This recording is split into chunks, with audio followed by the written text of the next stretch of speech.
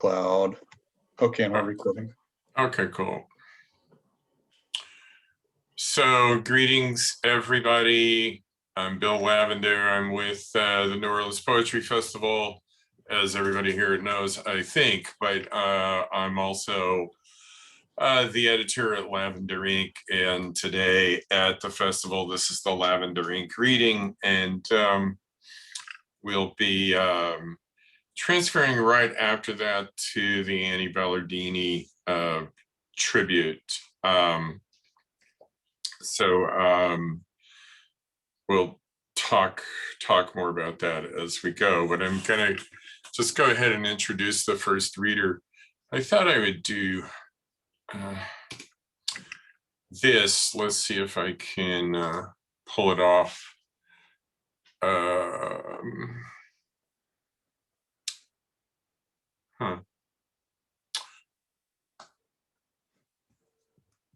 Here we go. So our first reader is Erin Lierl. She's a writer and educator in New Orleans. She's worked as a street poet in New Orleans, the Caribbean, and Europe. In addition, she's taught special education, humanities, and English as a foreign language among adults and young adults in high school, higher education, community-based, and refugee education settings in New Orleans, Thailand, and India. She's the author of the novel A Child of Many Waters and several poetry chapbooks. Erin's a typewriter poet, among many other things. A Child of Many Waters is indeed the book that Lavender Ink published, and it has poems in it also. It's a pretty beautiful book. I just have to say, and I'm very happy to have her with us today. And so let's welcome Erin Lierl. Thank you so much, Bill. I'm so happy to be here. I was going to read from A Child of Many Waters.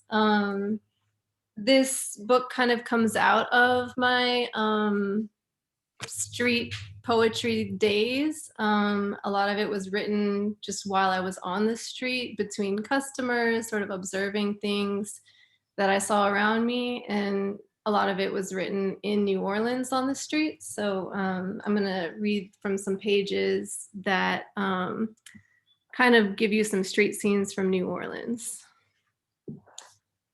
The drunk boy asked me to dance 3 times. 3 times I said no.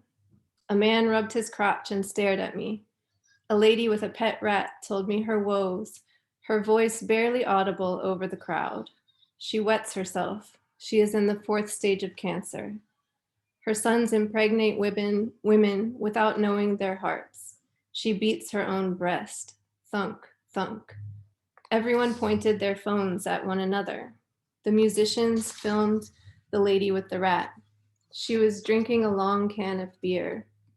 Dirty young people on the curb smoked Pall Malls. Berenice played Professor Longhair.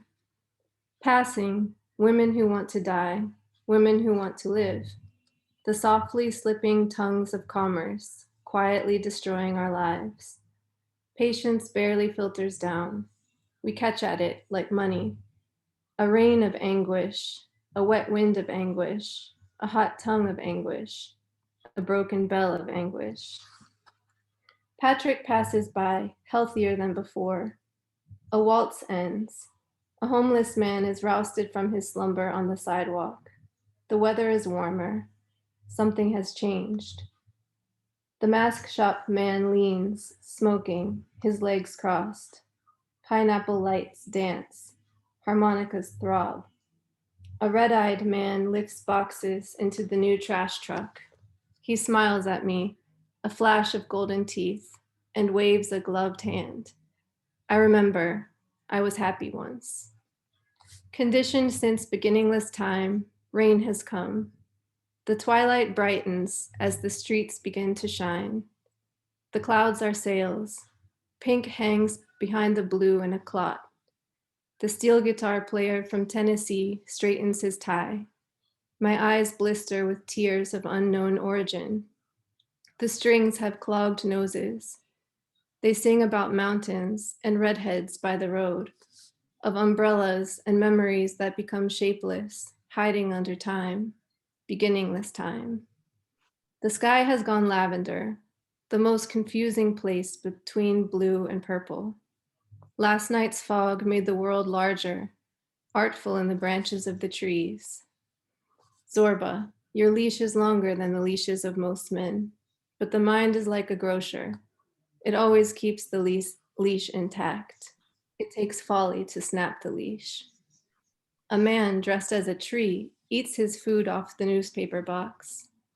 Another man leans on the Rouse's building with a sign, homeless, thanks. I hurried to finish the story, but it was written in me already. They all are. There are no more questions. I know in a place beyond words. Berenice plays Hot Time in the Old Town tonight. I can see time passing through her family's faces. Her husband plays the sousaphone, and her young daughter plays the drums. A cloud passes over things. Raven, the fortune teller, kisses me lewdly. Rain is coming. I seek things as if I would find them in the streets by looking. Two young train hoppers perform a gentle, dumb-eyed romance. I looked everywhere for a single person I could relate to, but I drank all my booze alone, and I still can't forget. His eyes are streaked. He wears dreadlocks, orange overalls. Berenice's music comes in and out like the tide. I'm not Zorba, says my mind. The warmth brings back memories, watching the glittering balconies, my cells purring, with Patrick in the twilight years ago. A musician looks for a parking spot. The evening slips into its place. I wade through myself, the fog with death in it, rain, blue in that piece of sky, a sadness that has no shape.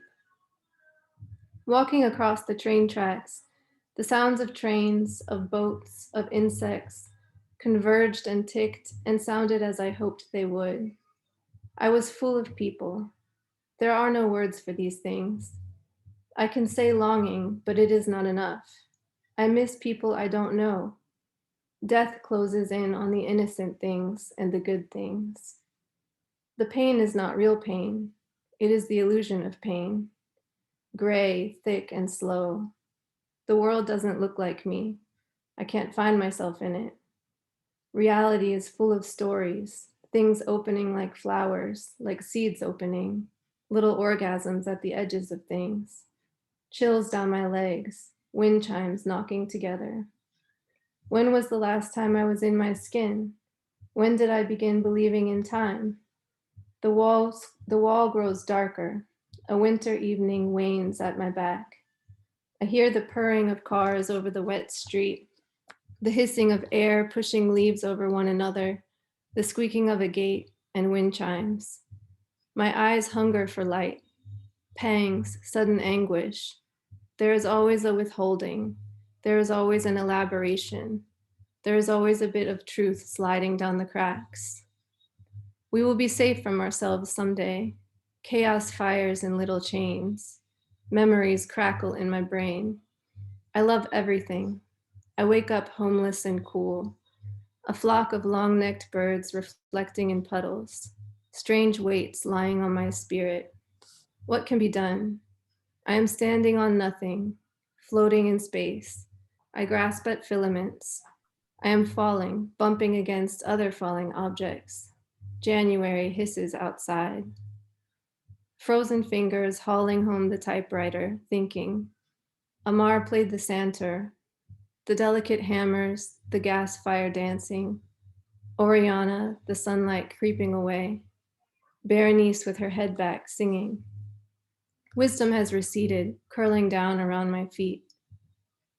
An emptiness is before me, an ocean of time, the slow melting of me into nothing. Raven, clean-shaven, kissing my hair. Sandy man's smell, his jacket cold after being outside, his room full of sky and rocks. The cold in my fingertips, the hum of my mind, the mind storing memories, making decisions, the illusion of continuity of self. The brain is tricky and a little stupid. It doesn't seem to want to be free. My heart stirs like a lady sleeping. The trees are like sterile old men. The dreams in us are proof of what I can't remember. Perhaps there is only the January sunlight and the toothless old man trees, the yard laden with Mardi Gras beads and Christmas lights and shadows that soften and harden, airplanes purring through the sky. In the mirror, my face grows hollow. I miss people I don't know. Sitting by the lake, I knew. I sketched the river bend at dusk. My dreams are close to me, bubbling up, riding alongside me. Sonia with her doe eyes talking of escaping. Am I she or is she I? Bank envelopes, Virgin Mary candles, a hanging dress in the window. I am hurt by my leaving, and that is as it should be. It's easy for people who have moved to the center to talk of pain that bears lessons. They should not forget about the people who live on the edge, where nothing is real, where pain is just pain, meaningless, futile pain. I saw Patrick in the sun, taking air into himself, preparing to expel it in song. His features were hazed, but I could see his two gray alien eyes looking into mine. He smiled with song in his mouth. I looked at the river and saw a real river, walking along the bayou, white birds, fishermen, shells, the glint keeping up with me, grass bifurcating, sprawling up out of the cement. Ladies sit in a row on the curb, their hair clipped and dyed like eunuchs, in sunglasses and newly manufactured tops. Edna is with me, getting tired in the water. Mardi Gras for a moment abates. The drunken fly in my red wine, Patrick's cowboy shirt with the design down the back, the peacock manner of the cowboy singers. The street repeats scenes of other days. I see the shreds of things that have ended, the beginnings of things to come. Masks leer from balconies as the sun goes down. I remember that it is January, time of darkness, of shrill intoxication. The death that is in Mardi Gras, the swarming abyss of the beyond. Then we wake up to spring, having survived. Something mysterious lies down at sunset. People walk away with their instruments cased. I lean after them, searching for a face, but whose? A river runs under the days, under my mind. I pluck at my strings, but no one can hear me. I dreamed again of that city with its petals fallen, that purple skied city after everyone has gone. Okay, and then I just wanted to read one of the poems also. Do I have time for that, Bill? Okay, all right, so this is a poem that I also wrote while like sitting on the street. So there were like poems being written kind of in between the prose. So this is just one of the poems that's included in the book. Today I'm sitting in my skin, but one fine morning I'll move on. That's why I always aim my darts at the great beyond. The fireflies may waltz all night and not produce ID. The woods just trust they'll do what's right and die in the first freeze. He's playing for eternity, the fiddler on the street. Pedestrians stop their hourglasses, let their sands blow free. The truth is an explosion. You and I, we are the flames. Both root and rainbow move in us and answer to our names. And if you feel divided, as if pierced by cutting blades, that's a sign you're solid and you're standing in the way. Your true self is a whittler of immaculate designs. You shed all but the thinnest thread and pass through the third eye. You love just like the deep blue sky. Your lovers' hearts don't break, but enter into vastness and wind up wide awake. Thank you. Thanks, Erin. That was fabulous. You. I wanted to just show everybody the cover of the book. You can grab it, of course, on lavenderink.org. And this book, there is an ebook available, so check it out. Thanks so much for that. That was really beautiful. It's the first time I've heard you read and heard you read, and it was great. Thank you. So next up, we decided we'd go alphabetical by first name. So Rosemary Daniell is going to be next up. And I'm just going to show you her bio. I'm not going to read it, and you'll see why, because her list of accomplishments is far too long. The book that she's going to be reading from here, at least I hope so, is the latest one, The Murderous Sky, Poems of Madness and Mercy, which won the William Faulkner, William Wisdom Poetry Award in 2019. It was supposed to come out in 2020, and I was unable to make it happen. She's also the leader of the Zona Rosa series of creative writing workshops in Savannah and Atlanta, and cities throughout the world. It's quite famous. It's been around for a very long time. She has, to date, more than 300 Zona Rosans and counting have become published authors. There's probably more than that by now. As I know, she's been running it in the past few months. Isn't that right, Rosemary? But for 40 years. Okay. So I'm going to turn it over to you. And if you want me to share the screen of the text of what you're reading, I can do that. Or no, let's just go with the reading. Okay, that's fine. But I wanted to say, I see Martha McFerrin down here, and Martha has been in our Zona Rosa groups. And Oh, yeah? Yeah, she has. Yes. And I'm about to read your new book, Martha, when you sent it to me.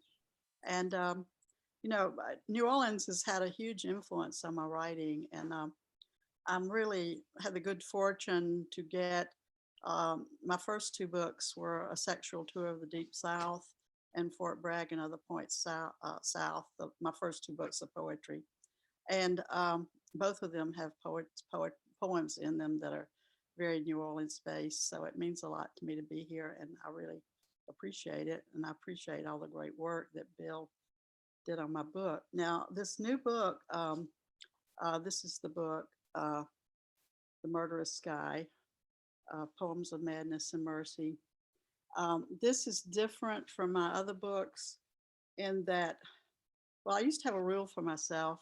It was when giving a poetry reading to read from light to dark, because my other books of poetry did at least have some light poems in them.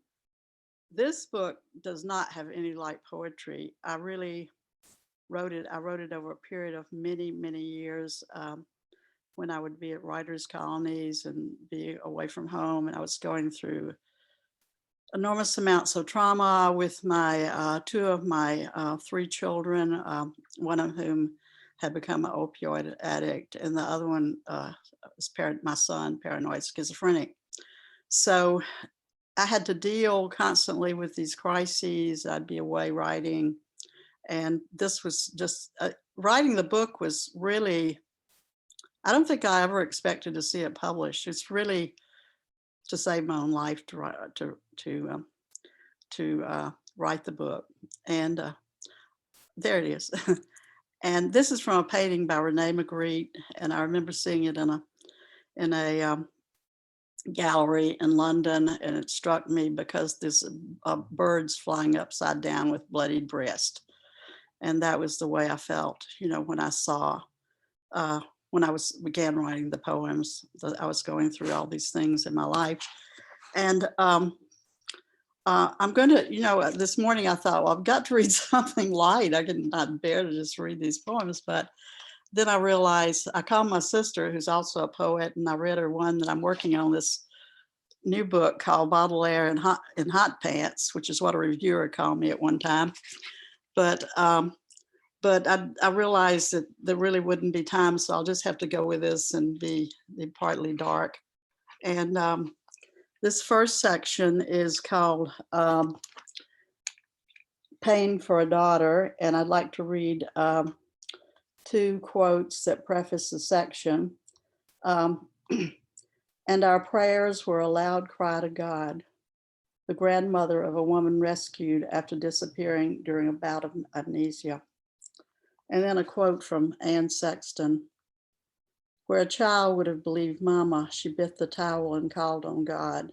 And I saw her at that moment in her own death, and I knew that she knew. I'll read the first poem in the book. Ancient History. I had a daughter once, beautiful and raven-haired. I dreamed her before she was born, her jet curls, her dimples, her face as fair as pearl, and named her from botany, Lily, the pure, the book read. But even in the hospital, some dark shadow cast across the page as I lay reading Love or Perish. Why so serious, the nun asked, and why was I afraid that I would drop my newborn from the high bed, that the window would fly open, I would jump to my death? Why, during the birth, had I imagined myself Catherine in Farewell to Arms, dying as my blood seeped? Yet I, at 23, already the mother of 2, could only save myself by a vision of floating aloft on a cloud in the arms of Jesus. What did I not know then? What do I not know? What do I know now? Only how this girl child, already holding in her heart the seeds of some ancient grief, would become this woman, sodden and raging, taken in handcuffs, the small blue stars of needle tracks at elbow, ankle, and wrist, and wonder if something was telling me, drop the baby, let the, save her, drop the baby, save yourself. I made a mistake in reading the last 2 lines. It should be, let the baby drop, save her, drop the baby, save yourself. And then I'll read one more from the section about my daughter. And this is called Sacred Things. Sacred things are not the ancient Chinese tapestry, silk heavy with embroidery, stitched 1,000 years ago that stoned you cut up to make an ugly dress, or the few pieces of sterling, each stamped with a rose, left from a wedding before you were born. Nor was it that heavy gold snake, my one good piece of jewelry, coiled in its box, waiting to be pawned again. And of course, not that small plastic card embossed with the magic numbers with which you carved the money from my account as easily as you would butter with a knife. Or are they the nights and nights spent writhing for though I with my sins am an unlikely one, turned good only through default? We know that all mothers are saints, eager to give up their own lives. No, none of these are the sacred things that stand like totems, like the cast Egyptian cat you loved beside the door to pain as it heaves, clangs open again. Nor are these the objects that lay as though carelessly thrown into the stone slab, that ancient, it seems, rock for sacrifice, like my heart gone blood-stained and blood-stained. Born as we were with the black bile running in our family, a river, or was it more like a swamp or quicksand?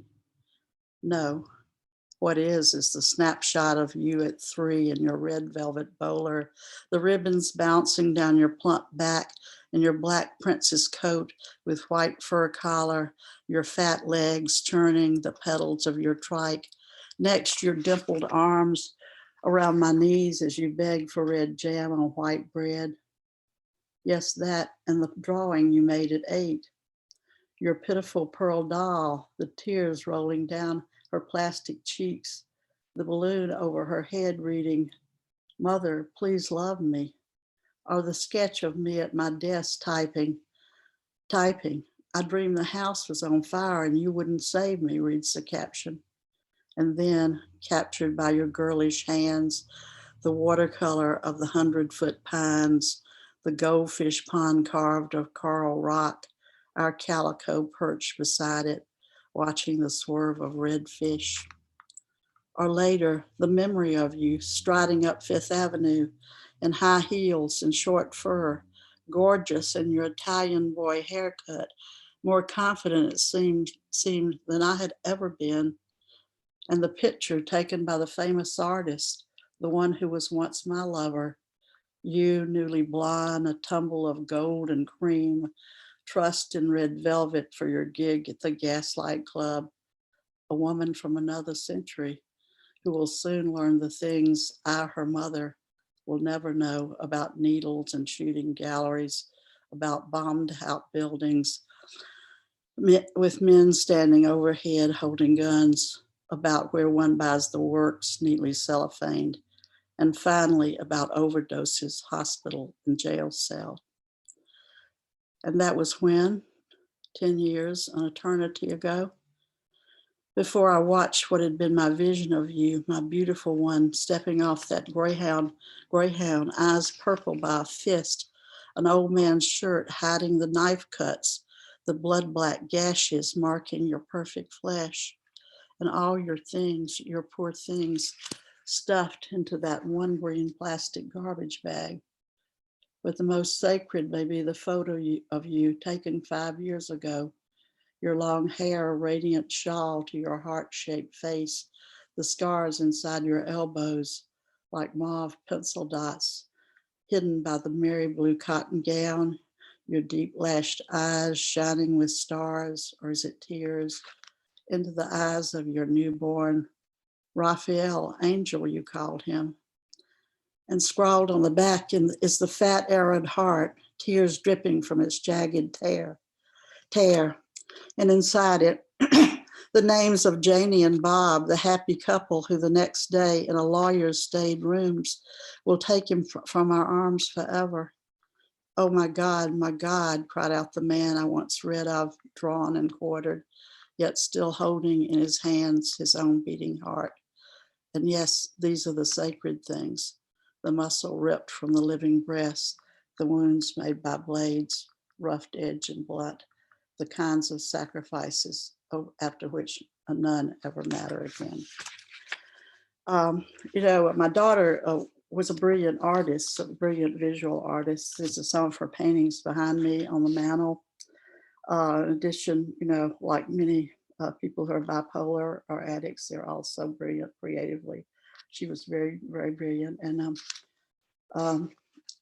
it's particularly hard for me to read that poem right now because she passed away unexpectedly this past November.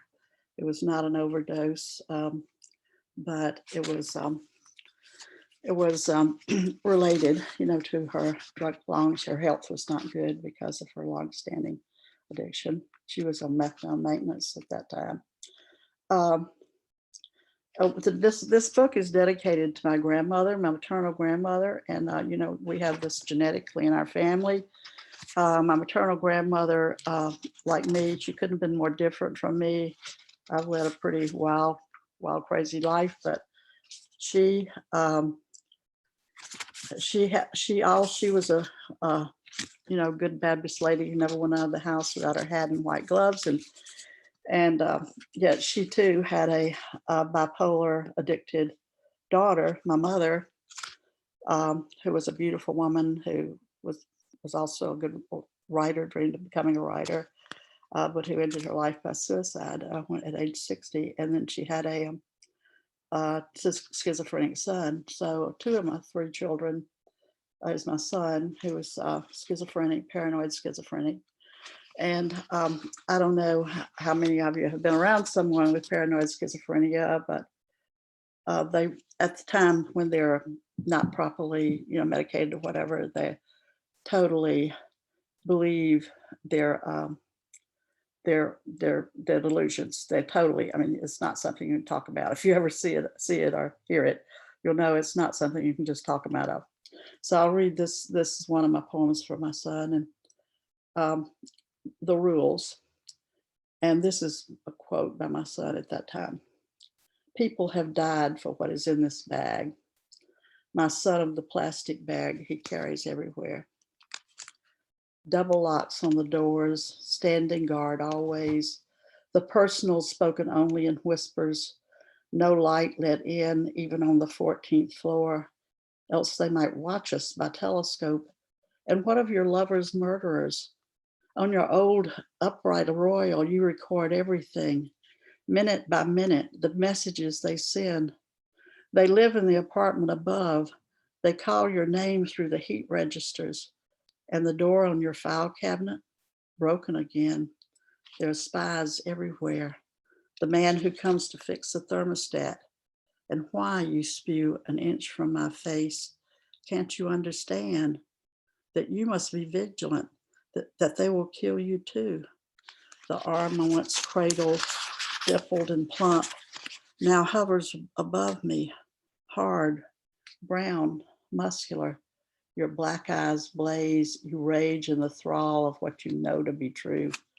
I listen, and yes, I'm afraid of you, for you, my son. And I'd like to read one more for my son. And he was he wrote poetry, and he loved poetry, and he played the guitar, and he composed music.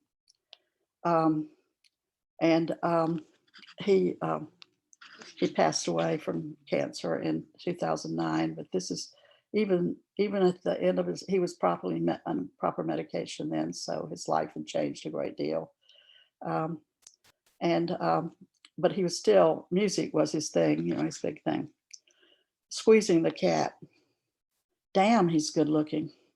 My son, the guitar player, holds the audience enthralled in this little bar where a dozen women hang on his every note. Or even a huge hall, some vast space with those far away in the bleachers barely able to see him. A hush falls, then he yells as he comes forth. Afterwards, those who rush forth to touch him, the son who has loved guitars from the moment he held one in those bad boy bands. But instead, it was first drugs, the dealers with shotguns, with chains, the strange utterances, the threats, then carrying everything you own in a black plastic garbage bag and remailing you boxes of food. Don't give him cash, my therapist says. And the visit with my daughter, when you hold us hostage, play every song you've written. And at last, the diagnosis, paranoid schizophrenia, hospitals, disability, the right meds at last. But still, the guitar in your hand, the words you sing, your one constant. And then comes the other, the terminal cancer. And again, it's your guitar you depend on. Drugs and hopeless little bands, misfits like you at the apartment building for the disabled, hitting me up for bucks for musical equipment. At the end, you're still trying to start a real band. And after the chemo or the radiation, you even pick up a new woman, travel with her to Jacksonville. Mother, I don't have any natural urges anymore, you say when you come back. Cocaine in his blood work, the doctor says in the ER a few weeks later, where you're taken, struggling for breath. And then it's over, and I'm left with the musical scores in your hand. Yes, brilliant in places, and one small plastic cassette, Squeezing the Cat and other songs. So, and I would like to conclude with reading one that's just more general. And this is called Values of the Christ of the White Shag Carpet. And this has an epigraph by Flannery O'Connor. The man in the violent situation reveals those qualities least dispensable in his personality, those qualities which are all he will have to take into eternity with him. My mother went to school with Flannery O'Connor, and she's a very big person here in Savannah, where I live, since she was born here. The boy in Kansas, or was it Nebraska, whose 2 arms were pulled off by the farm machine, jerked from their very sockets, walked some distance through the fields. Just how far was it? Into the empty house. Dialed the phone, how? With his nose. Then stood in the bathtub until the ambulance came, so not to get blood on his mother's wall-to-wall shag. Later, his arms were reattached, which goes to show how if every American boy had values like these, no old ladies would be disemboweled with a poker by a youth who only smirked when questioned. No 3-year-old would have her liver ruptured by the man her mother takes into her bed. No, none of this would happen if we all lived in Nebraska and did the right thing. If we all had more of those all-American values. And the moral of this story is, don't bleed onto the carpet, that perfect cream acrylic, that virtuous and unmarked, that wall-to-wall white shag that our mothers lived and suffered and died for. And above all, don't cry out. And then, and only then, will your original wound be healed, your arm, if not your heart, replaced into its gaping hole. But one last word, please. Don't believe this. Don't believe any of this. So thank you. That's all I'll read for now. Thank you, Rosemary. It's gorgeous. Thank you so much. Okay, so our third reader is going to be Shira. Had to think about the alphabetical order. Okay. So let me I'm going to share the bio. Shira is the author of 5 books, including The Son of Blazing Zero, the one that I published in late 2019, and also Sisyphusina, what a great title, from Pank in 2020, winner of the Eugene Paul Nasser Prize for 2021, and a couple of chapbooks. Her writing has appeared in many venues, including such luminaries as Poetry Magazine, American Poetry Review, Cincinnati Review, Iowa Review, Gulf Coast, New American Writing, Jubilat, First Daily, and all that. And in PR, she's a recipient of awards, including an Academy of American Poets Prize, Poetry Society of America's Lyric Poem Award, Poetry Society of America's Cecil Himley Memorial Award, and currently she's special features editor at Tarpaulin Sky and lives in upstate New York, which she loves, she told me. More about her at shiradentz.com. And now I'm just going to share the book cover so you know what to look for. That's what it looks like. And I'm going to turn it over to Shira. Shira, do you want me to share a page while I'm here, or do you want to do that later? Later, thank you. Okay. Okay. Thank you so much, everybody, for coming. And Rosemary, that was gut-wrenching. And Erin, that was just beautiful. And I look forward to hearing the other readers today. And I really love being part of the Lavender Ink community. It's very, there's very, very great feeling to it. So I'm going to read a few new poems, and then I'm going to turn to my Lavender Ink book, The Son of Blazing Zero. This is titled Spattered Measure. What beauty, oh sad world, through answers. The screech of white, oh, says the light. Oh, says the moon, behind all of beauty. What of it? Around a stately ugliness, the screech of beauty. Oh, says the dumb hanging world, lost in its bitterness. Silvery birds answering to measure the moon. Okay, and this one is titled Hyrax Syntax. How do you know tusk from tooth? My center's an aurora swelling. My eyes are rinds of eyes, like children who've kicked a ball too many times, you know, or kittens jumping and falling off ledges that aren't ledges. I know where rivers held back for fear, light will crack our bottoms out. Oh, Aurora, I see centers everywhere, and crescents too, multiplying bubbles within which every sense fractures concave and convex.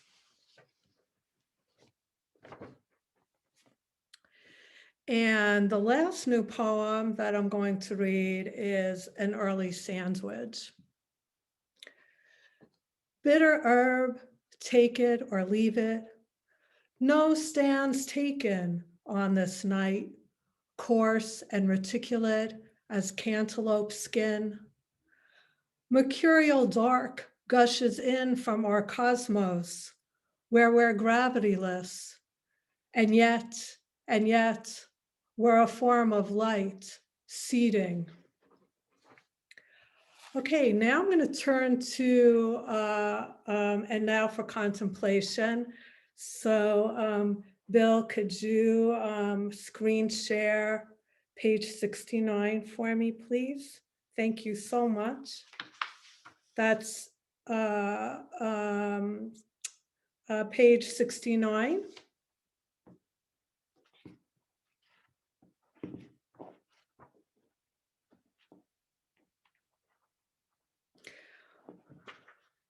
Yeah, thank you. Okay, so a lot of my work is an interweaving of, I mean, not all of it, but is an interweaving of poetry, prose, and visual elements. And so this particular poem has this typographic element to it that so I don't usually read the poem unless I have a visual projection. And since Bill so kindly offered to do some screen sharing, I decided to try this one. Okay, and now for contemplation. The sky tinfoil winds blowing dashes of rain, the liquid on the teacup unfolding majesty, and crushed yellow petals go with a womb inside. Shovel it up sexy and sprite, no one for me, but hair on the door, and now for the thin white scrim I woke up to. Stripping the heaviness that was there, a fruit less heavy than when we started. Stripping majesty. I want love when I park the lines to open. It shuts down. A box in storage. Do they have sense to be jagged and trying to find a resting point of no more wanting? Paper to be jagged and smeared, sometimes and tilted, to be torn in a few spots. I discover I still want love when I park the car. Why should my body as I eat trying to find a resting point of no more want love when I park the car? But all we are is body as I eat and smeared sometimes and tilted. Paper to any of you. Don't mistake fear for fair for youthful. But all we are is body as I eat, trying to find a resting point. I want love when I park the lines to be torn in a few spots. I discover I still have senses to open. So there's an asterisk above that. Ice is a subject. typographic. And so I'm going to read what is below, what is connected to the asterisk. Why is it that a bucket of water soon becomes putrid, but frozen remains sweet forever? It is commonly said this is the difference between the affections and the intellect. I want the lines to open, to be jagged, smeared, and tilted. If I can't be alive in having, can be in wanting. I discover I still have senses to be torn in a few spots. Ice is an interesting subject forever. It is me who cares if I can't be alive in want, love when I park the intellect. The car radio. I still want love when I park the sky, tinfoil wind blowing dashes of rain, the lines to open. If I can't be alive and want the car radio, I still have senses to open. If it shuts down, it's a box in storage. Does it have any oneness left to it? 50 is it, that brunette woman's face on a game piece I had a long time ago. Don't mistake fear for youthful, but hair on the car. It's the difference between the affections and tilted. I want. Ice is body as I eat, trying to find a resting subject for youthful. Paper to any of you. It shuts down, a box in storage. Okay. Thank you, Bill. I'm going to actually read a poem from my most recent book, Sisyphusina. And Sisyphusina is centered on female aging, and it's extremely hybrid. And so I'm going to read one of the Sisyphusina poems. There are a few in here. And then I'm going to close with reading a visual poem from my Lavender Ink book, The Sun of Blazing Zero. Sisyphusina. So tired, rocks settling in back of my eyes, bone particles of sand plus fat, smooth black rocks plus a waterfall equals a Zen garden. But not calm, immeasurably loaded. Flat, smooth rocks and a waterfall. Black vultures fly so high in southern Africa, tradition says they see the future. Immeasurably and loaded like Dickinson's gun. A vista crawls through dugouts or, depending on the observer's position, pillows of gray static. Vultures fly high, want to sit this one out. Matter crawls through pillows, gray. Listen to winds changing seasons, winter wind, spring wind, summer's wind, fall. I want to sit, sleep the color of iron, pressing in between. Wind, a new season, pause at tree branches. Vultures use gravity as a tool, dropping bones to the ground to crack open their marrow. Okay, so I'm going to close with the visual poem Scale in The Sun of Blazing Zero. And so I believe that is on page, oh, you got it already. Okay, so this is a visual poem and it says scale. And so so we can take advantage of that we're all looking on Zoom. And so this is one that you have to read with your eyes. Okay, thank you very much. Thanks, Shira. So one of the reasons I have Shira and Vincent reading together today is that I always wanted to do that because their books both have this strange relationship to the sun. And excuse me one second. While They have kindred titles. they have kindred title, very kindred actually. I'm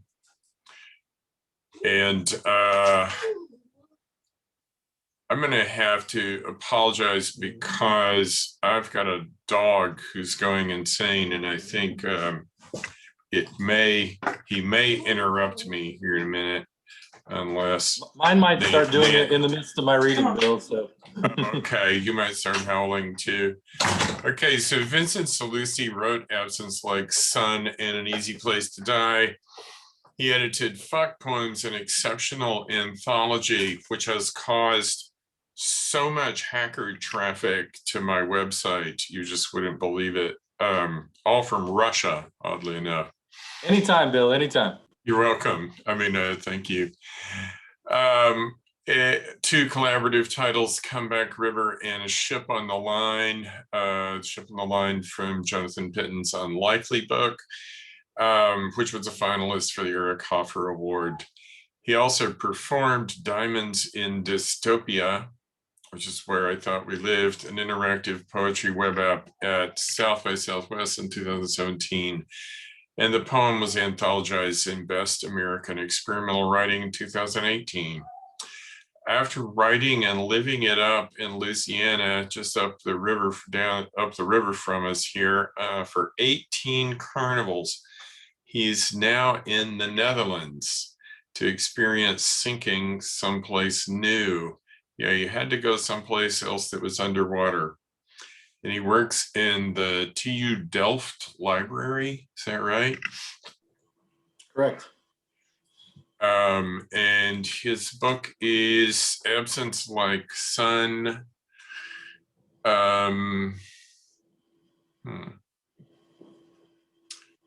Which I'm not finding. I screwed it up. I will share that with you in a minute.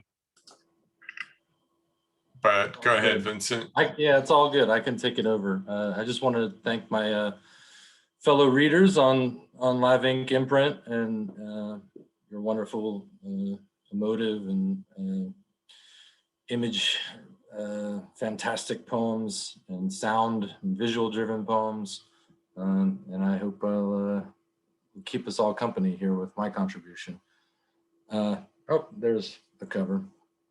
I actually want to share my screen as well, just because I'd rather you look at my words. Go ahead, just start. Yeah, there you go. My face. And just wanted to say 3 things were on my mind when preparing this read. Corona, obviously, fatherhood, a recent new father, and New Orleans. And so my selections will sort of tie some of these subjects together. And I wanted to just shout out again, thanks to Bill and Megan, Jonathan, and then all the people making the New Orleans Poetry Fest happen. I've been privileged to see it from the very beginning. And it's so cool that during these times we can all get together virtually and do this thing. I'm going to start with Absence Like Sun, the title Bill released. Thank God he released it, otherwise it was never coming out. And then I'm going to transition into a forthcoming title from Unlikely Books that Jonathan's putting out, also out of New Orleans, titled Getting Away with Everything. And my co-author in that book is in the reading tonight too, Shippy. So thanks for writing with me. And I'm going to weave a little at the beginning and the end of, I'll have a little invocation and a coda, which is from Absence Like Sun. There's an Axis poem. So with that, I'll dive into it. Arise, darling, give me your young and silent words. Remove platters of impossible off the planet. Hostage moribund. Fortune lacking sequel. Crash, the sun emerges. Cancels on behalf of behaving. We divide what divides us. The uber scant satchel of disaster pouring outside your window holds gurney up, dilated suffering, ample extinct privacy, practiced origins with the lack of manners. Fuck, put on a Blu-ray and forget what I didn't say the night you thought I'd propose, but asked for another high life. Sun axis, warming shadows scattered over these pupils. Air are liquid emissions, omitted, rotund, rotten solar trellis, sieges, a sea of black holes, surging survival, perpetuates the time we put time aside. I'm gonna have to get a transcript of these closed captions and kind of play with them. Father, and I'm gonna send this out to my father, who I think I see in the audience.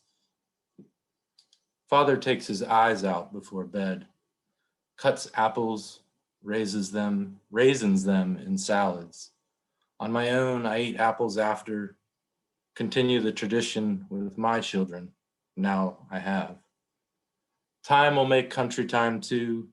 Put clementines in our Christmas stockings, prepare red sauce from scratch, segment grapefruit, squeeze them in serrated spoons the same way we eat our bagels, folded lox, onion, herring, too much cream cheese. Sofa bed springs twang, used to jump around the den blaring Neil Diamond Coming to America. You weren't home, empowered ancestors crossing, teachers partial to vulgarities, let me play on the Apple IIe, paint in your office. My child digitally fabricates first bike to scrape knees, feel the first broken bone.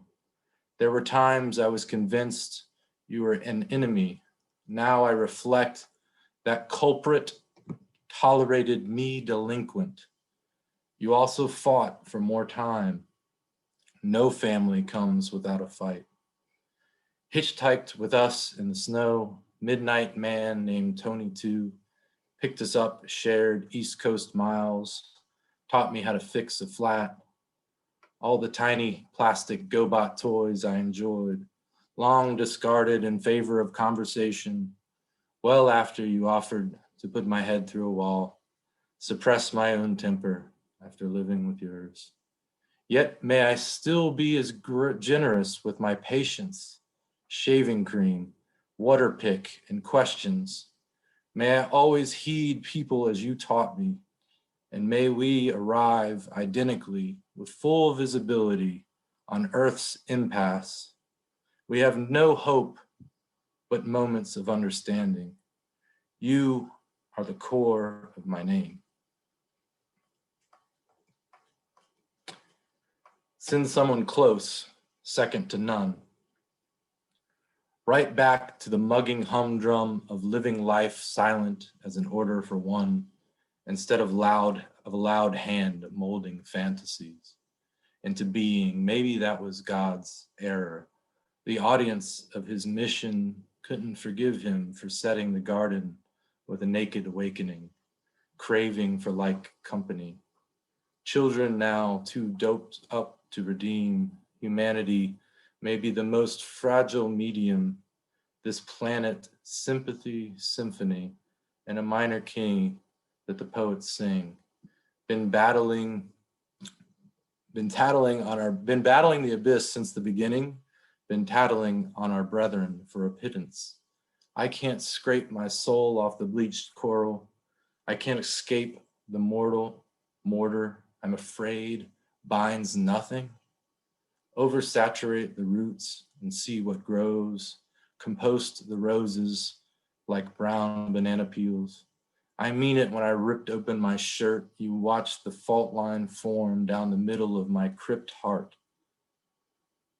inked with the tears I held in over the plucked feathers of my family. I still talk to every day. Yesterday, my father promised me he would be there to talk until his death. And while I planned to take him up on such a gracious guarantee, I reminded him that even when he's dead, I will be speaking to him. I'm not sure how he took that, because that's when we both hung up.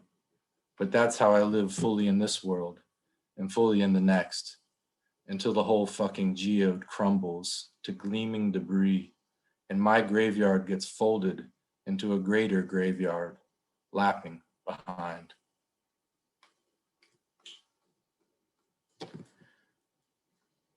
Disinvited to the soulless, sugar-coated banality of the average family day outing.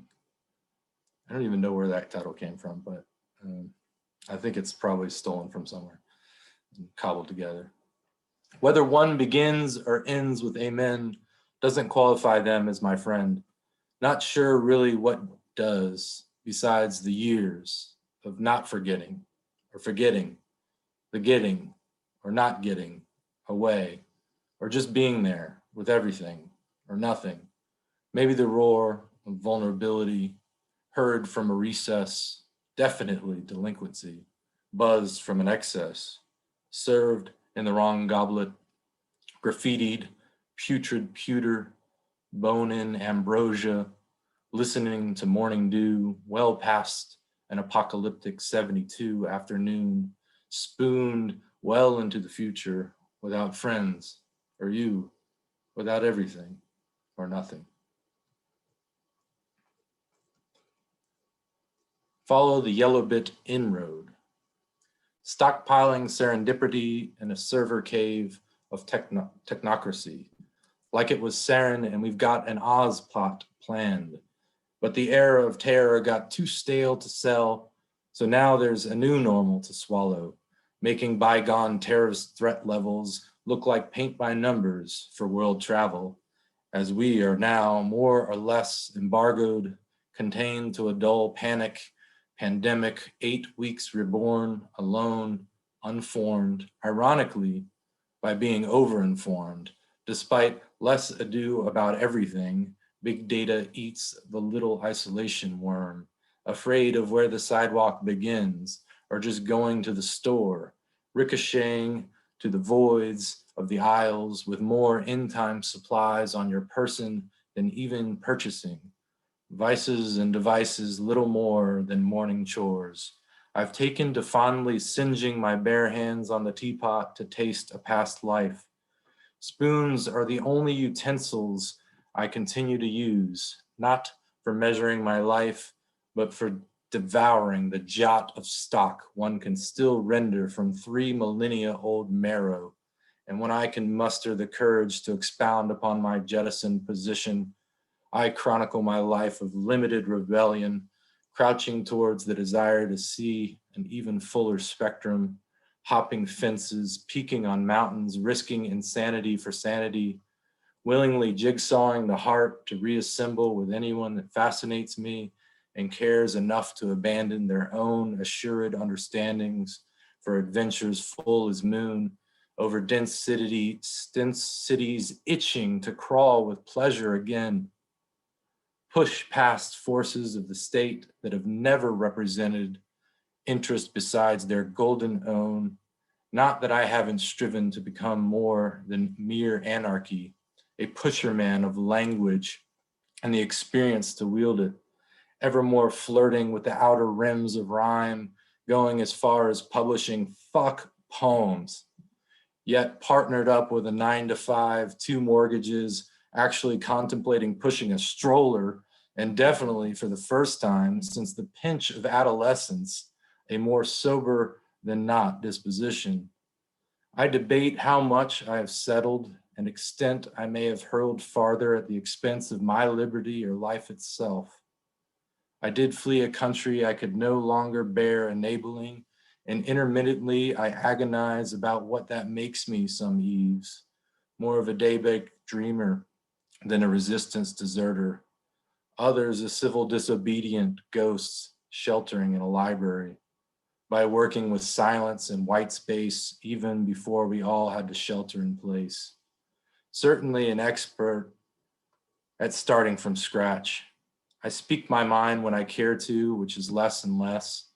And right now, world over, there's an invisible plague which begs the declaration we will all die in any language, one day, one way or several. So there's really no getting away, but on a page or in virtual space, deprived of the senses that on occasion make rotting for eternity almost bearable. Although just beginning to code, I know now that our machines promise to exceed us as the only lifetime learners that can ignore death. Maybe we should listen a little more closely to their songs. I heard a good one yesterday, claim in its outro, we want revolution, constant change, give to everyone food and clothes, kill the government, kill the system, kill the government, kill the system. If that's the AI revolution sapiens have been so afraid of, let's follow the update upstage.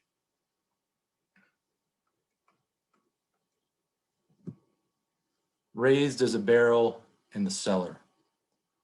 A damp incantation to wake during a lucid nightmare of, or uttered to stave off the spontaneous fermentation of ghosts in a haunted hideaway of a world war. Also used as a lament for the lamentless, hence its inclusion in the present collection. In 18 Mardi Gras, I solidified my childishness forever. The 19th, I am apprehended by some stowaway adult in me who guarantees if I don't starve for at least one, I'll never be able to age this fantasy. There are older cellars, more bulbous barrels, not to mention different libations, anthems, and dances, to learn by pouring yourself into the span of our soul's storage, a shelf life of mystery which yearns for company and home, as well as delivery from the status quo into the unknown. The angels share a deserved disappearance. Sips sacrifice everything. We get away in gulps. Our contents, all catalysts, missing Mardi Gras blues. Try to tell myself Gras is a state of mind, given ubiquitous purple, gold, and green been replaced with daily wind, rain, and gray. I swear, at least Sisyphenia all this time was getting stoned on a mountain. A real punishment would have been a permanent bicycle commute in Dutch winter. So turn on the WOZ to drown out all the doubt, pour some sequin wine, get out our favorite throws, no costumes claiming the house, no glue gun to the head this year, no ham hocks or turkey necks smoked in the street, no stealing muffalettas or chicken wings with an improvised doggy bag from some random party. I try to think of the filthiest thing available to eat. Capsalon, a Rotterdam invention, meaning hairdresser. Donor toppings over Gouda cheese fries. Before heading out to procure this greased feast, we play a motivational round of Iko Iko and Indian Red. I don the tasteful naked lady button down I found in Goodwill decades ago, and it's provided every muse's since. But my 2- and 4-legged angels and I strut the medieval streets, feign a hoot and a holler that really doesn't outweigh the Dutch frat boys on a given Saturday, but we make a scene or 3, all in the name of the day. After a Genevieve tasting, miraculously, we find a small band of brass and a snare to follow. About 20 Catholic duchies drunk with LEDs making a racket, marching around city center, waving colors below dark Gothic towers and Protestant grimaces from the wealthy apartments above. Although not as many, a few admirers rush to the windows and doorways, swaying, all smiles and waves, mostly children really, but a few parents too, reminding me, wherever you go, go enjoy, raise spirits, form a getaway parade.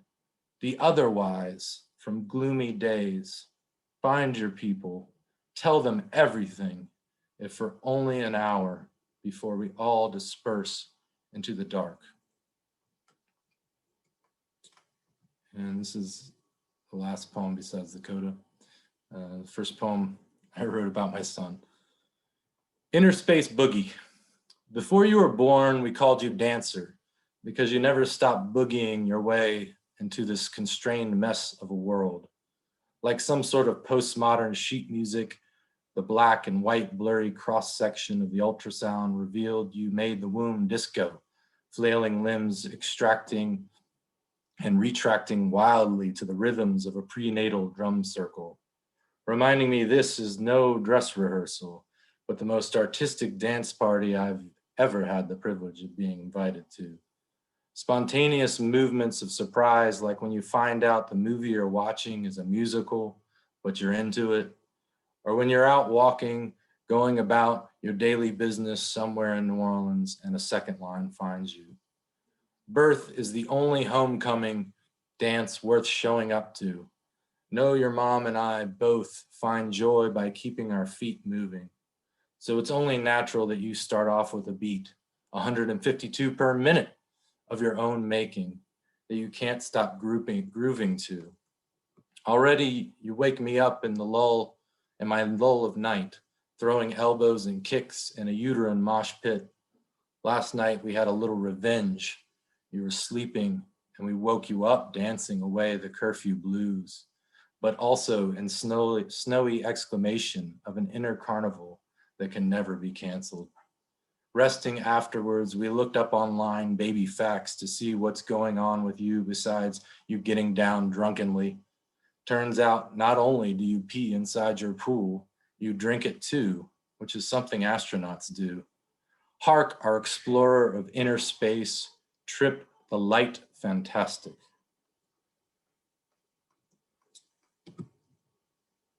Relentless bleeding, horizons restore, ancient ceilings collect, the vapor eternal.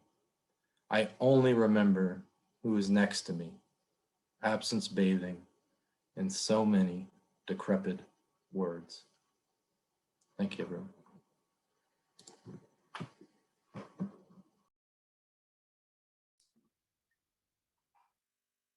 Thanks, Vincent. And thanks to all four of the Lavender Ink readers. We're going to go now to the fifth reader, who I never published, and I now regret that. Anny Ballardini died in January, sort of without letting anyone know that she was ill, or at least I didn't know it. But Anny was, gosh, I don't know how to describe Anny. I'm looking up some, here we go. Just a picture of her for just a moment. So when I was at University of New Orleans, directing the low residency MFA program and doing study abroad programs in the summers, I did that for 15 years. And I think Anny came to the abroad programs a total of about 10 times. It seems like she came to every location we did except Prague, which would have actually been the closest one to her. She lived in Italy. She lived around all over the place. She lived in New York, Buenos Aires, and New Orleans for a time, though that was before I knew her. And then most recently, she was in Bolzano, Italy. And see if, did that picture change in the share? No, it didn't. I see. Okay, I have to change it. I just want to show you another another picture of her really quick because, and I have to stop the share and start it again to do it.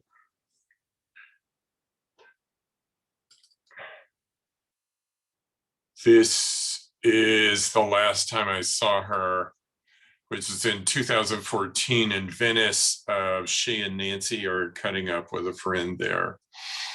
And so I just wanted to show you that one. But this first one is how I remember her. That really is what she looked like. A lot of people here remember her also. I want to share. Just I'm going to get out of the way here. I know a lot of people want to read tributes to her, but I want to share just a couple things. She was like the most prolific student, and let's see. I think this will work. I'm sorry. Here we go. Okay.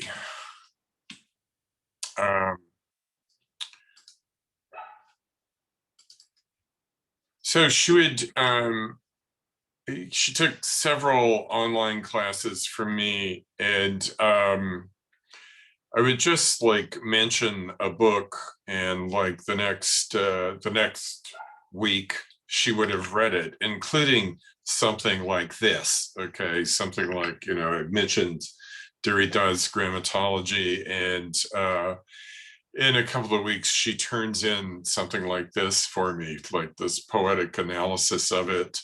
And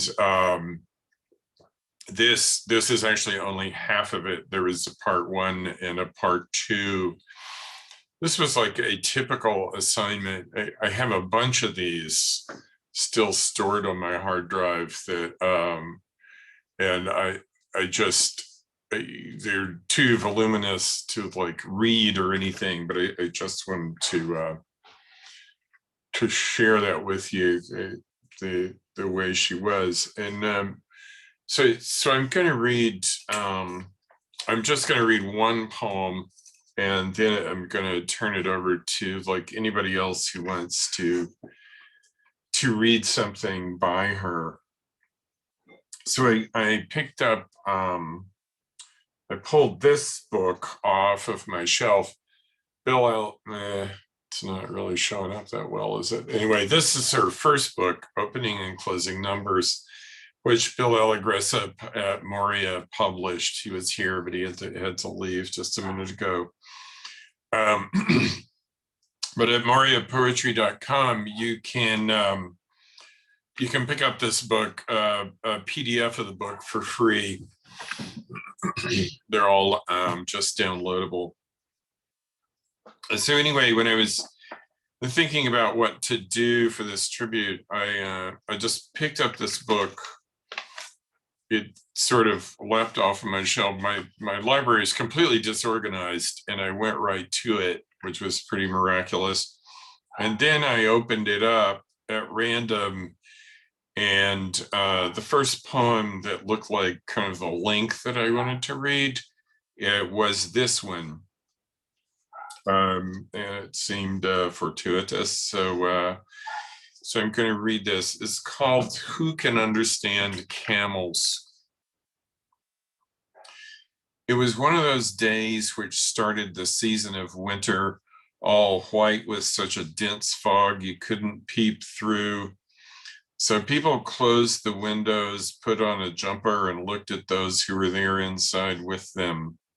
That's what I did, and discovered that the tall camel with round eyes had been writing for years to other people when I believed he could not even type.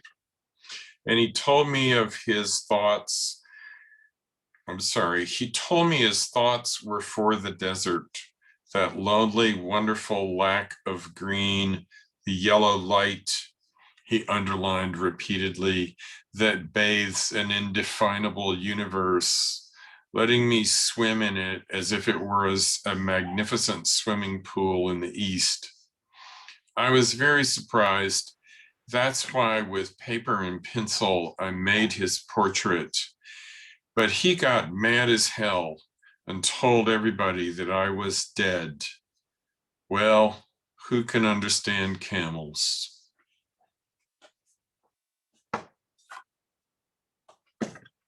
Anyway, that's Annie. So I'm going to pass it off before I whelp up so somebody else do something. Who wants, Sarah, did you set up an order or anything? I didn't set up a strict order. I'll be happy to get us started. And then if it's all right with everybody, I'll call on the people I know that are here that want to read here on my screen, if that's all right with everybody. So yeah, oh gosh, what can we say about Annie, right? I mean, just an amazing person. I was always in awe of her passion and just, you know, the amount of work that she did and her blog. I know that a lot of us at UNO that went through the program, she published many of us on the Fiera Lingue website, which I was trying to look for it, and I think it's mostly been taken down, but the Narcissus Works blog is, some of it is still there. So and she posted a lot of her work on there. So I suggest you can go to Narcissus Works and scroll through some of that and find it. I am rereading her second book, Ghost Dance in 33 Movements now. And it's an amazing book where the thesis that she did for UNO and that was directed by Bill.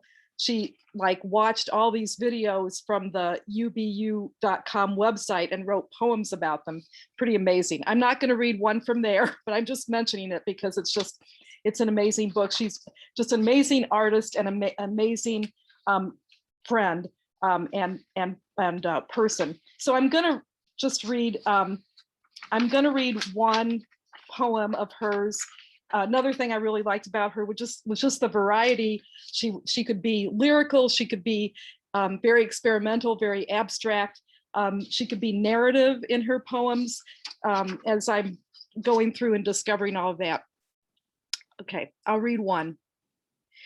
Every morning and you wake up and look out and things start going back to their places. Yes, sure, here I am again, still in this place, once characterized by a quicker urgency of not being there, now a higher, more complicated hurry for a different setting, but woven into intricate patterns like a seemingly childish picture by clay. And then it is all back with its heaviest load. Even birds don't make sense, mixed with the sound of traffic, doors slamming, the smell of poison, full agenda, phone ringing, and the smoking cigarette always lit in some ashtray, mugs of coffee buried by papers, and these yous disappearing everywhere. How can I get them back? I already feel cut down to the skeleton, but in the mirror, I still look okay.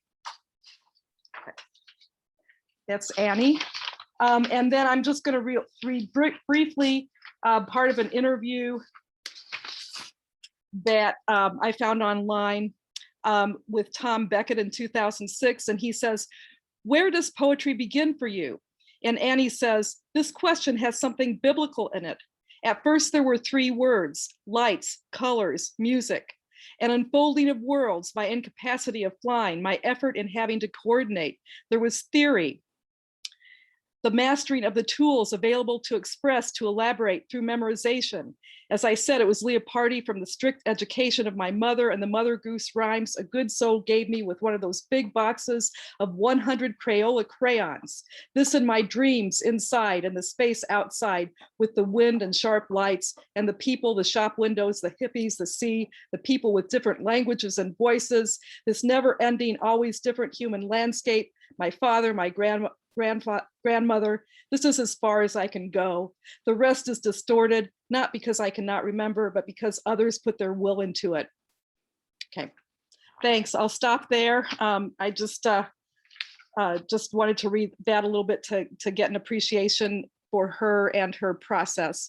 So thanks. Next is Peter Thompson. Would you like to read next, please? Thank you.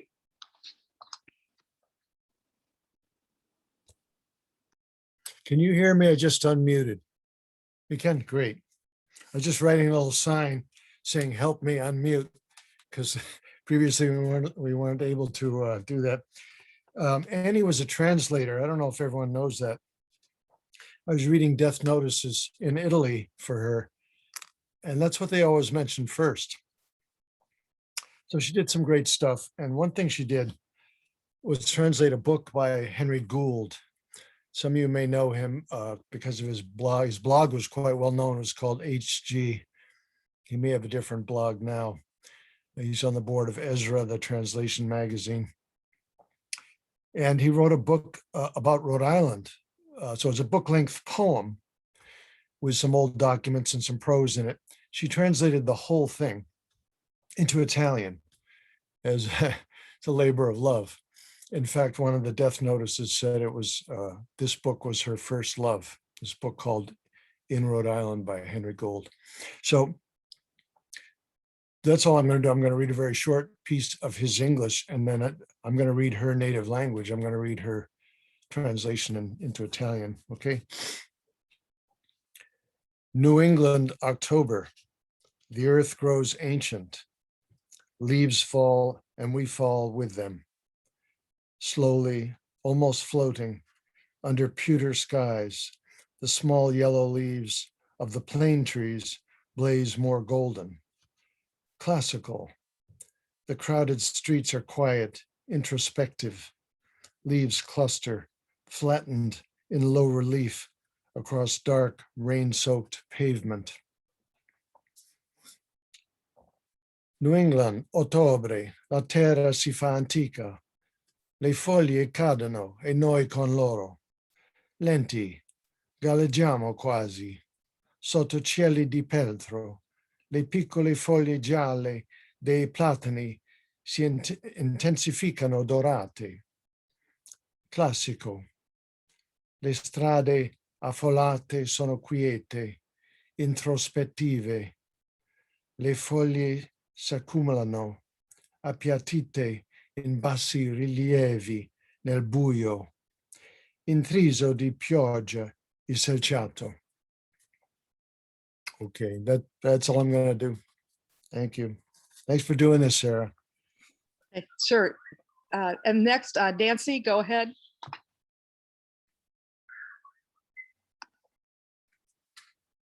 You're muted. I'm yelling at her across the house, not through the microphone. I'm going to read a short poem from her thesis about Andy Warhol, not because it's about Andy Warhol, but also because it's about growing up in a small town.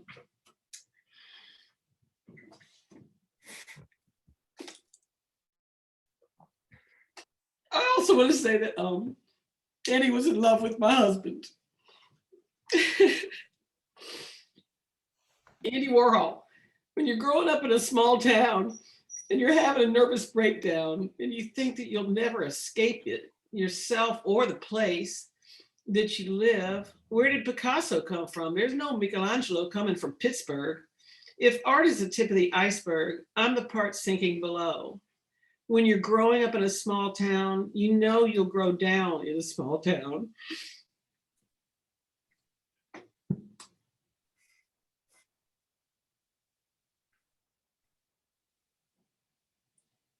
There's only one good use for a small town. You hate it, then you know you have to leave.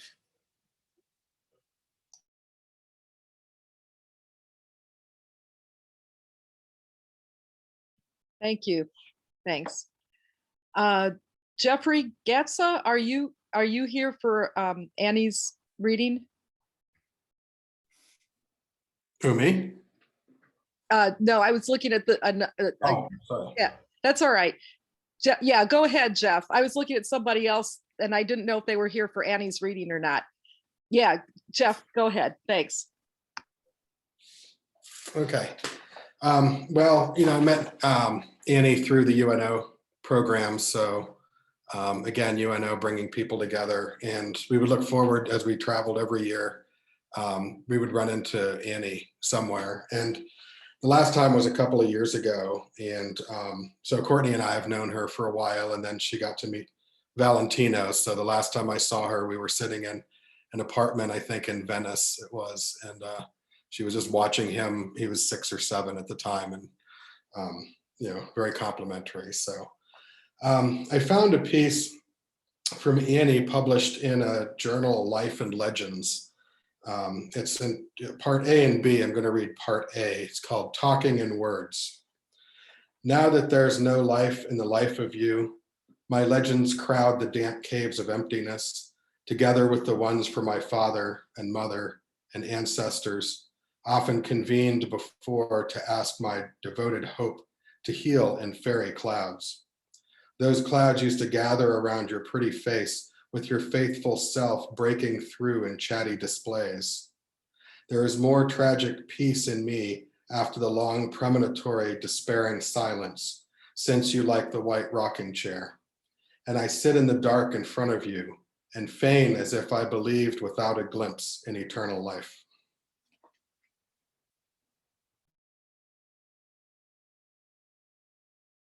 Okay, thank you. Thanks. Eric Parker, go ahead. Thanks. I didn't have anything prepared, but I did find the link that the other Bill left. So I'm just going to read a short poem from that, if that's okay. They're numbered, so it's number 4, and it seems fitting. Sadness is not an opinion, but something pervading blankly, no matter where. It obscures shafts of days, deprives of energy. It glues down to reality and shows malignity by scaring many apart, who like ants hide away from the sequencing of fate, hammering on shelters of deserted illusions, dragging stagnant waters slowly to surface and drains down into the suffocating stillness, no further ahead or happened to be read in a sluggish, displacing vertigo, upsetting rules of instincts, clashing against a cemented attitude of ignorant who regard the world as a malleable toy in their hands, dirty with the blood of innocence. Thank you. It's good to see everybody. Yeah, it is great to see everybody. Thank you. Christopher Shipman, are you reading for Annie? Or no? Just listening. Thank you. Okay, yeah, no worries. Thanks. Catherine, go ahead, please. Catherine Oldmixon. Damali wants to come too. Yeah, one of my favorite memories of all the time that I was in with UNO was meeting Annie at Peter Thompson's translation workshop. But we were all introducing ourselves, and Annie spun this beautiful story about her life in the mountains with the wildflowers and the goats and the fresh air and the cheese and the milk, on and on. And we were all just in awe. And then we said, "Is this true?" "Well, no, but it makes a good story, right?" she says. Truly a delightful, delightful person. And then when we were in San Miguel de Allende, we made these handmade books. And somehow I got fortunate enough to get one from Annie. And I had not opened it until right before this gathering to remember her. So some of the contents include drawings by her, and then poems, some things marked up about in a very postmodernist way, showing what she liked and didn't like here. But I thought I'd read the last page.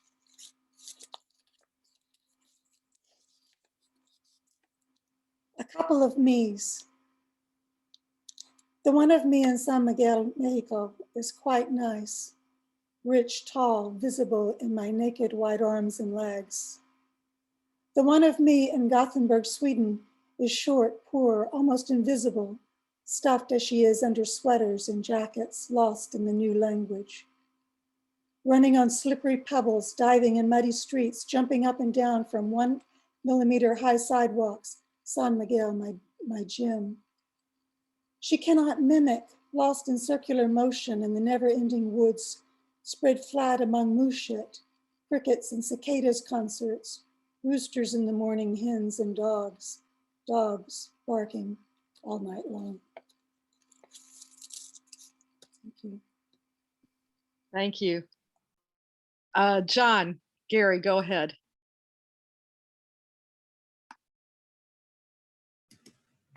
Thank you, Sarah.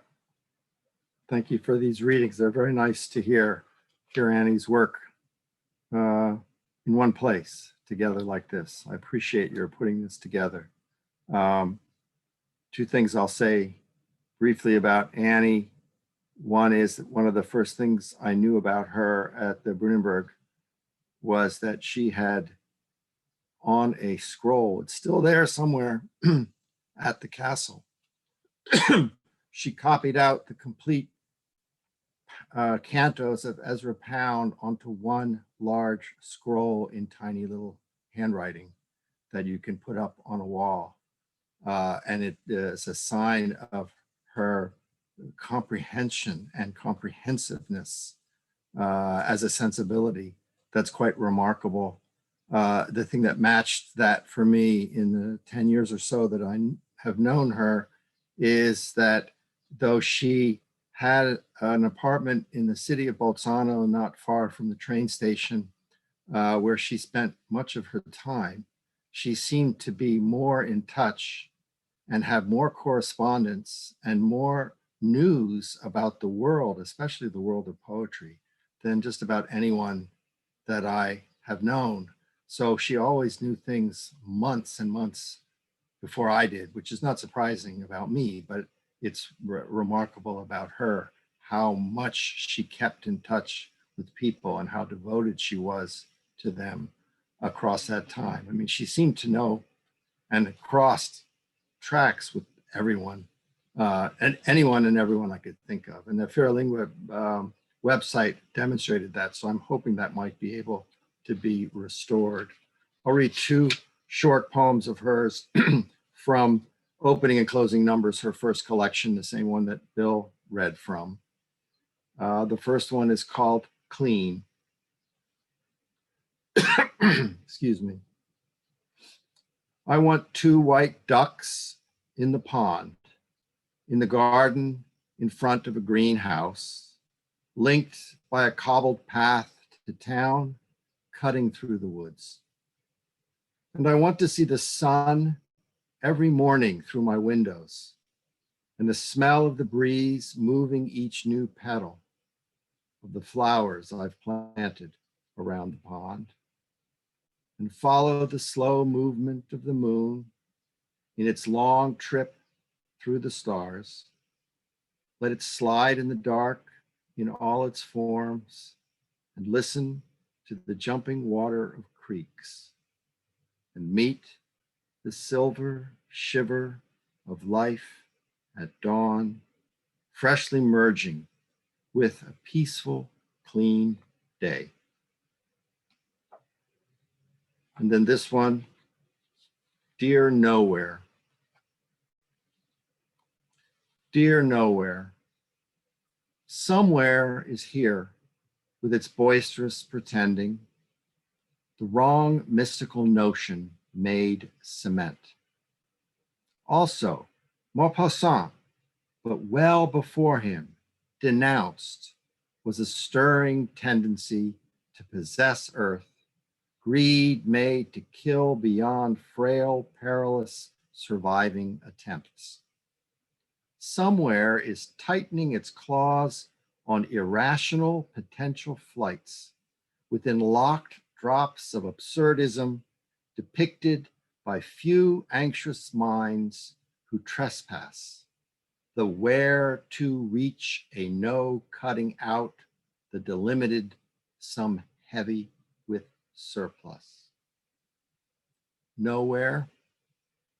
Since when have you left our lives are a misery with their inevitable ways in heaps of dusty traps, and the barricades I'm pulling up become further somewheres, to which I go to keep my hope of you free from unwanted psychological trends, caged boxes, reflecting stunned eyes for an absorbing unconsciousness, hypnotized under the dictation of mental postures. Please come back soon. Yours, Annie.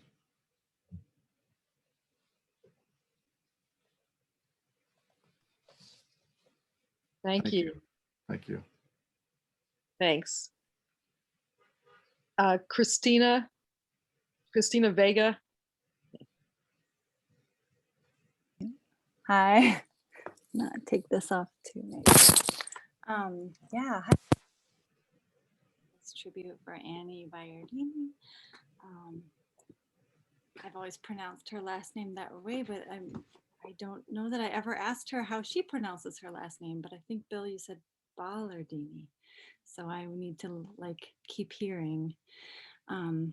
Yeah, Annie, I'm thinking of her. I'm thinking of also recently checking an old email I hadn't checked in a million years and seeing there a card from December with a Christina Rossetti poem that might have been called something like Sweet Farewell. I want to read Meredith Monk from Ghost Dance in 33 Movements for American Composers by Peter Greenaway. And I also want to say, yeah, what a friend, reaching out always. Violet, her color, trilling human bird.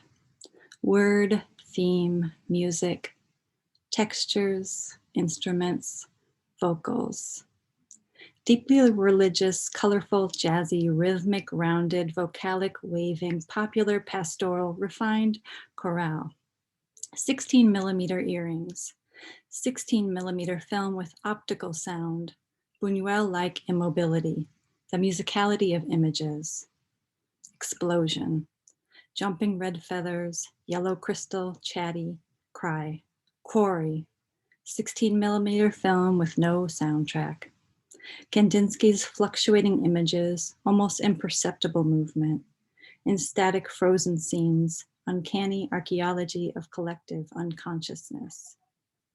Piano and performance warm-up. Ellis Island, 35 millimeter film with soundtrack. A hum, migrating, my moving, my measuring, my new motherland, my measuring, my people, my Buñuel, my three realities, my language, my dances, my rules, my breaking my rules, my rigidity, but a hard word. Hallelujah. Turtle dreams, Third World War anxiety, human sirens, ambulances, blue, silver, furry, scintillae, hatching non-existent eggs, white bell crossing the stage. I still have, I still have, I still have. And my background right now is some of Annie's artwork. Thank you. Thank you. Susan Schultz, go ahead, please.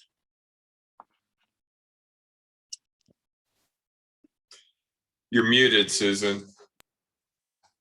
You need to unmute yourself. There you go. I'm just here to pay homage. I'm not here to read. Okay, nice to have you here. Thank you. It's good to see people, yes. Yeah, yeah. Jonathan Penton, are you here to read or are you listening? No, Jonathan is thank you. he's a NOPF guy. Okay, I know that. I just wanted to know if he was reading also. Okay, all right, thanks.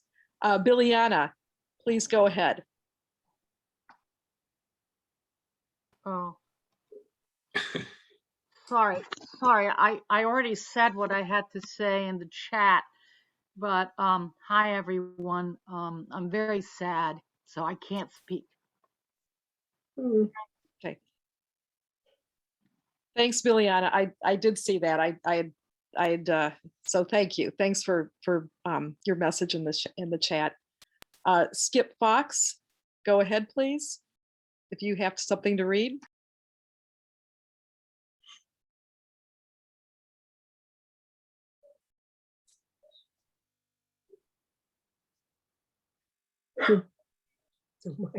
No mic. He says he does. He's in the chat. He's saying he doesn't have a mic. So, okay. Okay, so sorry about that. Sorry, Skip. I don't know if you know, if it's possible to like put something in the chat, but you know, a link or something, if you were going to read. If you want to, feel free. Yeah, if it's possible, that's great. If not, no worries. Nice to have you here. All right, next, Mariah. Please go ahead. I don't know who Mariah is, so she Okay. may not be. Lost, did you know, Annie? Lost. No, no, Okay. I didn't. This is, I'm just learning and really enjoying the program. I think it's a really beautiful program. And I'm grateful to you and Sarah and to all the readers. It's really illuminating and wonderful. Thank you. Well, cool. Glad you hung around. And a quick note from Mariah, if you can hear me. Oh, okay, great. Hi.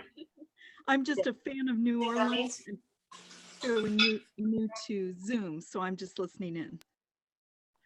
Okay, all right, great. Okay, that's Not fine. know her personally. I'm just very impressed with all of you as poets. Okay. Nice to have you here. Thank you. Thank you. Shira or Vincent, did you have anything that you would like to read or share about Annie? I don't think they know her, though they might. I think Shira, did you know her? No? Okay, not really. Vincent? No, I'm actually just learning of her work, but I'm enjoying it. So. Okay, great. Thank you. Thanks. So I think everybody who's here to read something by Annie has, you know, does anybody else want to share anything?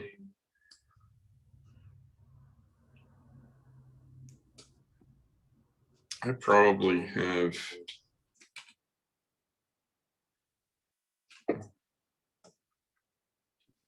I could share another poem, or we have a few minutes left, right? We have a few minutes left, Bill. We could. Sure. Yeah. There's no real time limit, but yeah, I think we certainly have until 5. Yeah.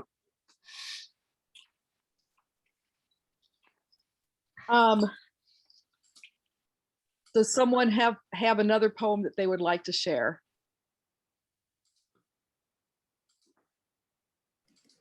I do if I can find it. Okay. I have a couple, well, one more I could share in the meantime, if that's all right. Please. Yeah, please go ahead. Sure. There's a couple that I found online in Poets for Living Waters, which was published in June of 2010. Like a nocturnal butterfly, oil draws thick embroideries on darker surfaces. The sea glues in birds, vomits dead fishes, a black floating glove suffocating, stilling, whirring up. Earth's deadly geometries swallow up, down, all life. Nobody sees the same with wars sometimes on screen, some blood, some spots floating on the infinitely liquid extent fragmented in the moving, blinding, twinkling.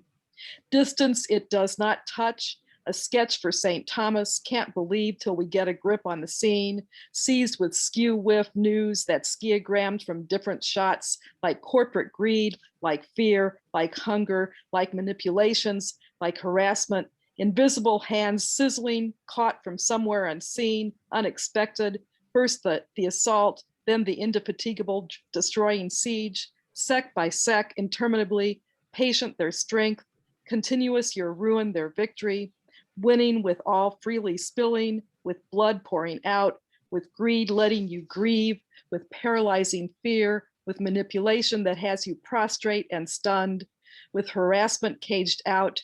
I am without parole. See the slaughter at the Tokyo fish market. See the slaughter skidding. see the slaughter, see the sea.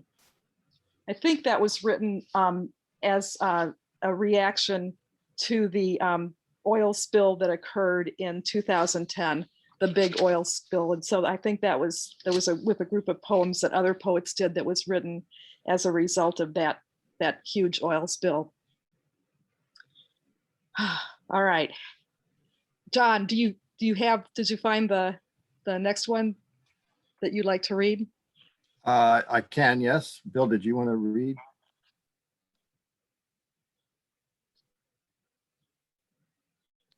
No, go ahead. Actually, I have another session that I have to go run in just a couple of minutes. But I can kind of leave this one in the background, I think, if you all want to go ahead. But I do have to go to the Poetry Buffet, the tribute to Lee Grew, which starts at 5. I was thinking it was at 6, so I'm going to have to go in just a minute. Okay. But so if you have something quick to Well, read. This one's called Leaving, so maybe that's, Okay. I thought it might be a good one to read. Little light beings look lost over the deep beam separating. In a backward image, a hand detaches. The enemy is watchful and attacks.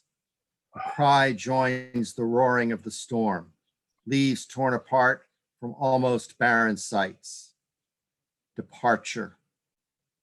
I'm leaving. Seas and sails and wings of wind, sprouting blossoms on the eternal thinking.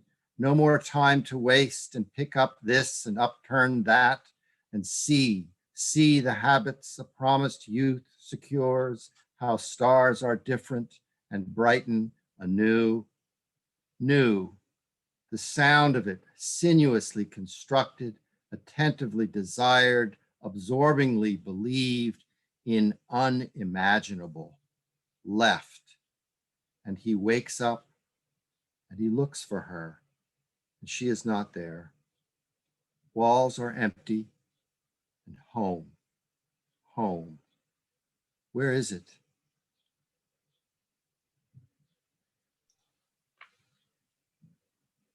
We'll miss Annie.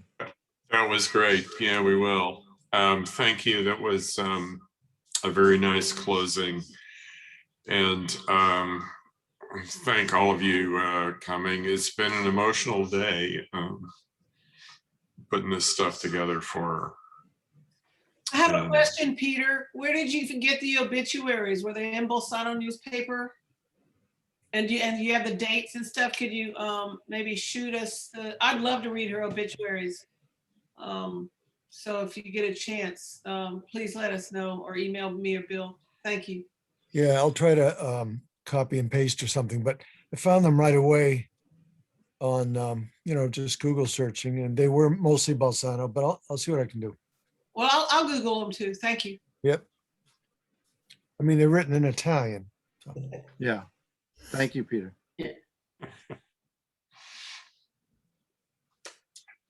All right. Thanks, everybody. Thanks, Ciao. Bill. Thanks, Sarah. Thank you for this opportunity. Thank you, Sarah, for doing this. Thank you very much. Yeah, thank you, Sarah, so much. Hey, thanks to all of you. Thanks to all of you. Thanks, Annie. Thanks. Yeah, it's great to see Yeah. everybody. Yeah. Take care. Bye. Bye. Good to see you, Catherine. Hi, Nance. See ya. Yeah, good to see you.